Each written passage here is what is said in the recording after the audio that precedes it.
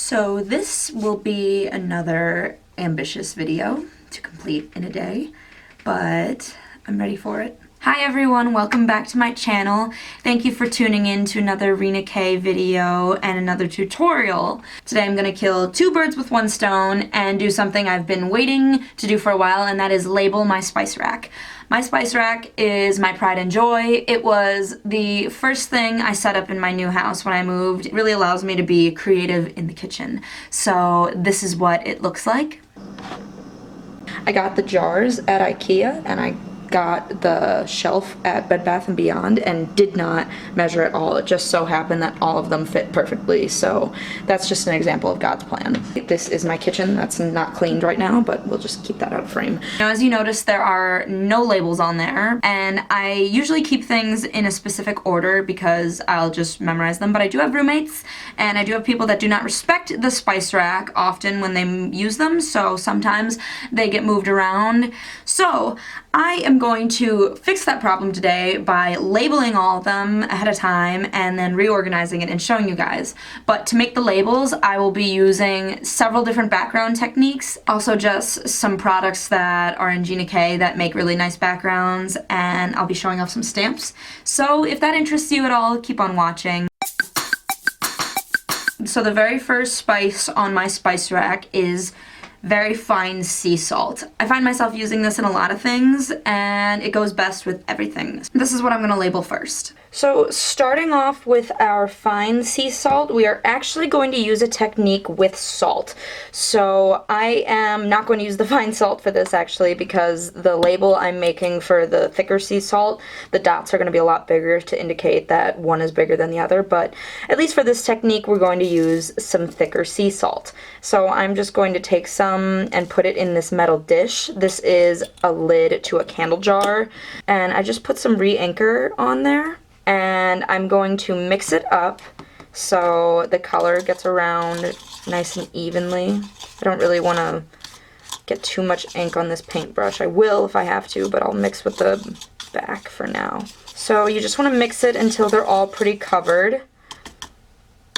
And then you want to kind of get them loose so they don't stick. This is where I usually like to use the paintbrush.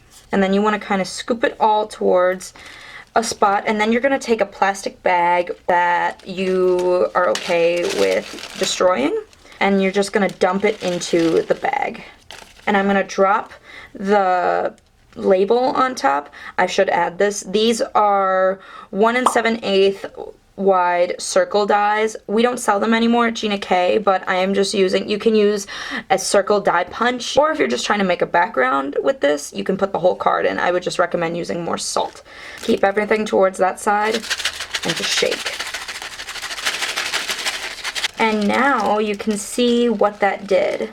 So do you see that like nice texture? It kind of looks like a giant, like, what are those things called? Those mints that have the flavor crystals. I don't know what they're called. I'll put a picture of them up, but they look like, it looks like that. So that's what that looks like. I think that's really cool. And so I can put it on here. I'm going to attach the labels at the end because it's going to take a lot of time to do all these techniques, but that is one technique you can do to create a background or a cool effect.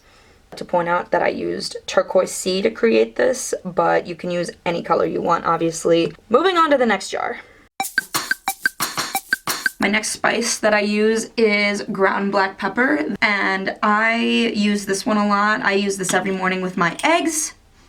I usually can tell this one apart. I think I'm gonna do a cool like speckle technique because I want the designs. I don't know if I said this before. I kind of want the designs to reflect the spice within the jar, you know what I'm saying? So what I thought I was going to do for this technique is mix a bunch of different embossing powders over Versamark and just see if I can get that like multicolored pepper look about it. So I'm going to take another label, the same size as my last one. I'm going to first just pat it onto the Versamark pad.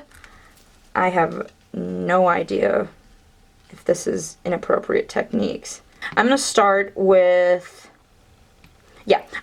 the dark. So what I'm going to do is I'm going to pinch like I'm getting spice out of my spice rack and just lightly powder it on there. I do want a little more black on there because it is pepper, but we're not going to get too carried away. Okay, and now I will take the Rina K Designs Rose Gold Unicorn Dandruff, aka the Gina K Designs Fine Detail Rose Gold. I still have this incredibly professional label, and I will just do the same thing over the top of it. Seems like a good amount. Then I'm going to use the gold, because I would like a little bit of regular gold in there. The more I get into this, the more I realize my mistake, putting down black first, but at least if I tap off the excess, then there won't be, the black will have gotten to touch it first. So I'm going to finish with some white. Oh, I feel like I am making a tilapia fillet right now. This is what it looks like. It's just not toxic if you put it in your body. Well, it can be based on how you feel about garlic. So now I'm just going to tap. Okay, see how that looks? Kind of looks like pepper. This is going to be a very painful step, but, you know, I'm brave. Bringing out the stick tool to lightly press it on the side here. Look at this beautiful design. That looks awesome. So the next one is cinnamon. Cinnamon is the one sweet spice I have on here. This is, it smells so good. I've been using this a lot. I usually make cinnamon rolls with them, or I make cinnamon toast when I'm lazy. So for the cinnamon, I am using a faded brick ink cube, and this is a very nice dark cinnamon color. And I'm using the Lettered and Lovely set, and I'll be using these like twinkly little stamps right here. But to start off, make sure your hands are clean, by the way. I've already ruined a couple circles and screamed a couple times because my fingers have been really dirty so far, so just wash as you go if you plan to do this all in one night like me. We're just going to ink up the Ink Dauber. So for this, I want to create kind of like an effect that it's like getting more towards the center. I've used this for a lot of orange colors, and that's okay. Cinnamon I would consider a little orangey, but I do want it to look a little bricky. Oh, I kind of messed that whole thing up. Forget that that part looks awful. Okay, feel this. This looks like Wrigley's Big Red Gum. That's what I'm thinking about this. Oh my gosh, okay. It's okay, we'll put a label over that. Not even a problem. We'll put a star over it, forget it.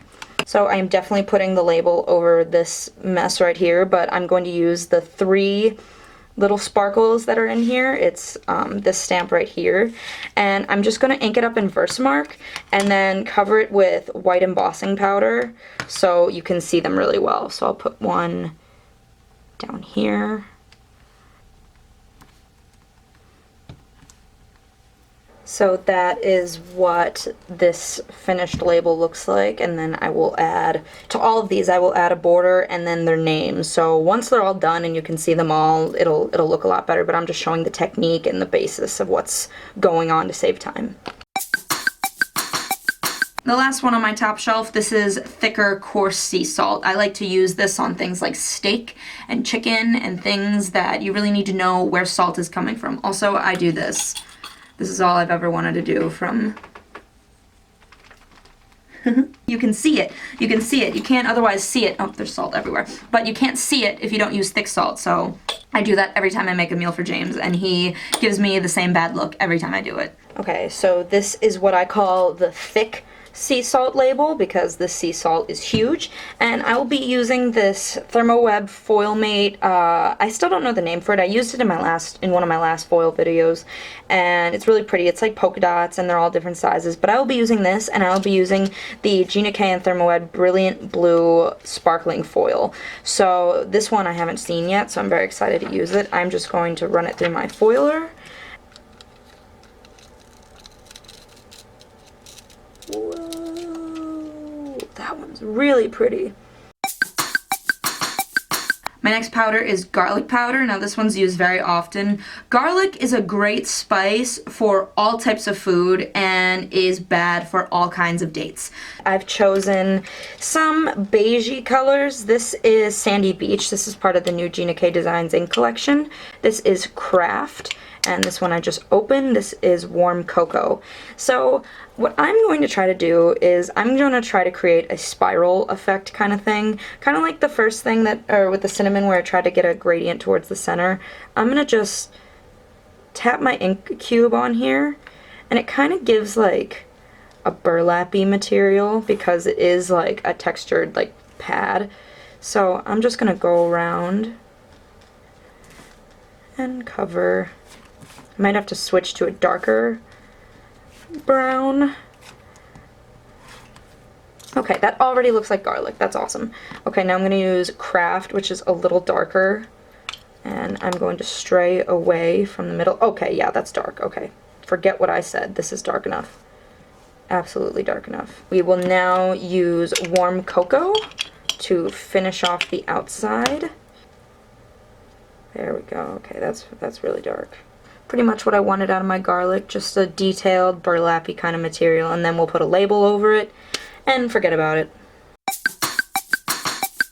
My next jar is rosemary. I use this on a lot of meats and poultry. So I think what I'm gonna do is, for this one, I have a rose from the Stippled Flowers stamp set. It is a very nice stamp set, has a lot of cool things you can do, but this has a very pretty rose in it, and my next spice is rosemary, so naturally I have to incorporate that somehow.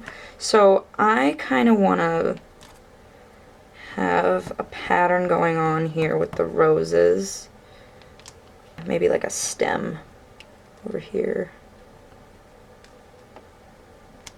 Because the great thing about these kind of stamps is you can totally make a background with them. You just have to focus on placing them and where you want them to go, and not kind of making the images all look similar like one stamp. I think what I'm gonna do is I'm gonna color in the stems with colored pencils and lightly color in the rose. So I will do that quickly. So because this is a Gina K video, I messed up the original one, so I restamped all the images, and I got 4 on there with a little stem right here, so I think it looks a little more full now. And I used a dark green to color the stems, and I used this like peachy beige color, and I just used a gradient. I didn't use Gamsol on this, but I did make it like kind of a gradient towards the top, so it makes that nice little effect. Next up, I have ginger. Ginger is a difficult spice to put in a jar, honestly. These are kind of small, and I only use my fingers because not only is it easy to use, but also later on, if there's some under my nails, it tastes good. So ginger, however, if I have it under my nails and I lick it, I die instantly. So it's a very strong, very potent spice, and so I will try to make a label as zesty and fun as that. So for ginger, I'm not very inspired of what I should do. I have this burlappy background stamp that my mom, Gina K, created. And so we're just going to take some brown colors. We're going to use Craft and Warm Cocoa again. And we're just going to aimlessly make lines. Right? That's what you do when you're lost in the world. Just do random stuff. Try something new. There's nothing to fear. And now I am going to put some tape on my circle, and I'm going to attach it to my finger and place it. We're not cavemen! We have technology! And I'm up here. Okay, see how that looks? That's like all textured and looks like broken and distressed and like me. So we're gonna use that one for our ginger, and it kind of looks like, you know what it kind of looks like? It kind of looks like a coffee stain after you pick up a doily that you spilled coffee on. So this is where the labeling comes into play. I think this is paprika. I'm not sure. I'll try it. It's probably paprika. It's cayenne. Okay, so for cayenne, I am going to create a flame with Gamsol and colored pencils. Now, I'm not an artist by any means. I always joke and say that my sister's the artist, I'm the people person, together we make one Gina. So that's the top of it, and now I'm going to move into an orangey color, maybe like here, because, you know, we need some room for the red to blend. Unlike I do with my cayenne seasoning, because I want people to taste my food and not just cry. And the last thing we will do is put some yellow down here, and I'm gonna put the name up here. I'm gonna try to make all the names unique. Now I can take my large blending stump and my Gamsol You can make it look a little messy. It's fire, you know, there's no structure to fire.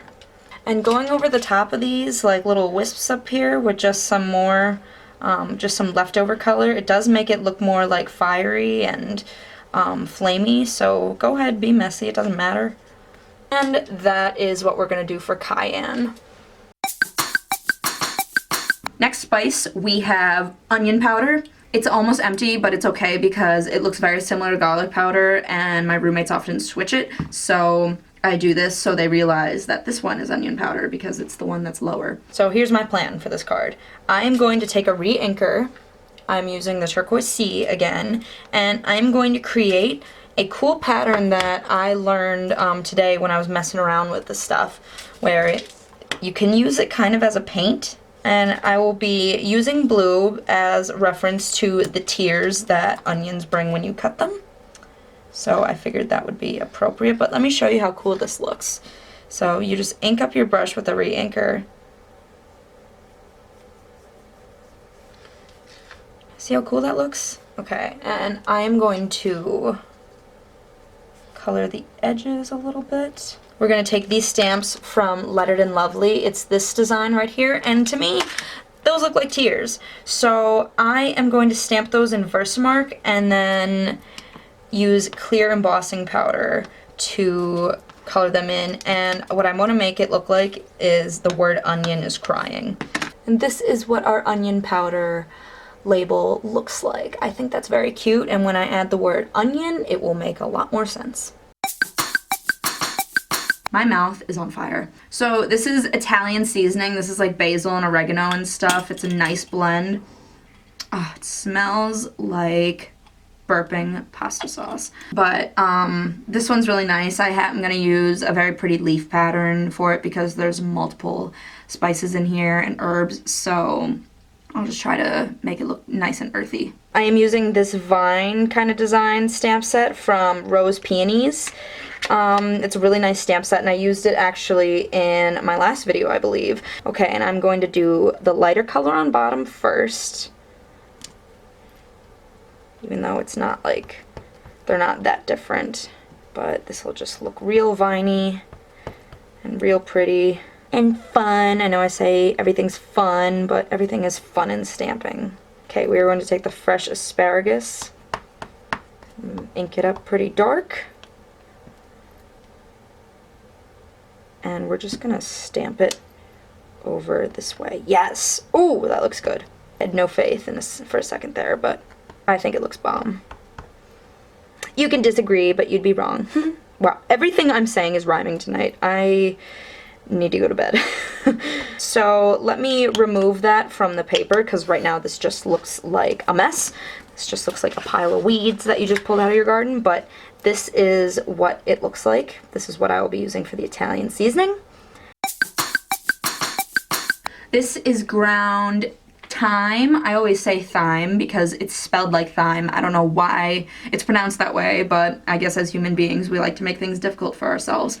Just like my parents decided to make life difficult for me when they named me Brianna instead of Rina, and then never called me Brianna again and called me Rina every day of my life. Thank you. This is thyme. So this is a technique that you may or may not have seen my mom and I do on a live, but what we are going to do first is I'm going to use the fresh asparagus ink cube, and I've taped this down so it doesn't move, and I'm just gonna do that. Right? Simple, messy, whatever. And now I'm going to take this leaf pattern, or leaves, whatever, how many there are, and it's from the same stamp set we just used, the Rose Peonies, and I'm going to stamp it in Versamark over. I can usually fit like 3 on there. So now that we've done that, we're going to cover it in clear embossing powder, and I will just do that off camera to save some time, and I'll come back and show you. So I just embossed it, and this is how it looks, and I originally was going to color over it in black so just the green parts would come through, but I really like how this looks. This looks like very rustic, very pretty, and it's a lot more green than the green Italian seasoning that it's going to be sitting next to, so I'm going to keep this. I'm rolling with it. I think it looks good. And then this is Paprika. I don't need to test this because I already died trying the cayenne, so I know the contents of this one, luckily, but we will make a cute label for this. So I'm using this Thermoweb foil mate. It's from the Vibrant Vines collection. And then I am also using Dazzling Red, I want to say. I don't have the name of it, but if it's wrong and I'm stupid, I'll put the name of the actual foil name on here. But I will be foiling this because I think this design goes well with Paprika, and we could use a little more shine on there because we only foiled one thing. That's really pretty. Okay, and so what I will do now is I'm going to create their names and layer them in some coloring to make them pop a little bit more, and then I will show you the finished product. Okay guys, so the process is finally complete. I have labeled all these very differently. I have messed up many times too. They are nowhere near perfect, but I did try to make them a little pretty, and I tried to make them all look a little different. So this is the final product. I hope you guys like it. I'll give you just another second to look at them, marvel at them, be inspired by them. There's so many different projects that you can do with this. Even if I repeated some steps, you can still, like, you can see this foil that I've never used before. I haven't used this foil in a long time. It's really nice. And also these jars, you can get them at IKEA, and they're in packs of 4, and I stuck all these on with 3D foam squares, so they're holding really well. So hopefully nobody with too greasy of fingers touches them, and I don't have to die if they get destroyed.